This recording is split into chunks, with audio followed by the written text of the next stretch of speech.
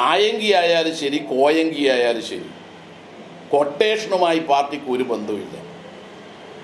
ഇവിടെ ജനങ്ങളെല്ലാം തന്നെ ഈ കൊട്ടേഷനെ എതിർത്ത് വന്നപ്പോഴാണ് ഈ ആയങ്കിമാർ പുതിയ സ്ഥലങ്ങൾ കണ്ടെത്തി പോകുന്നത്. അവിടെയും പാർട്ടിക്ക് ഒറ്റ സ്വരമേ ഉള്ളൂ. സ്വർണ്ണക്കടത്ത്, കൊട്ടേഷൻ, ലഹരി മാഫിയ, ഇതുമായിട്ടൊന്നും പാർട്ടിക്ക് ഒരു തരത്തിലും ബന്ധവുമില്ല. IP വിനു പാർട്ടിയുടെ നിലപാട് ഉയർത്തിപ്പിടിക്കുകയാണ് ചെയ്തത്.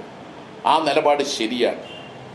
യഥാർത്ഥത്തിൽ കൊട്ടേഷൻ ഏർപ്പാടിന് പോയത് കൊണ്ടല്ലേ ആ രാമനാട്ടുകരയിൽ 5 ആളെ ജീവൻ കളഞ്ഞത്.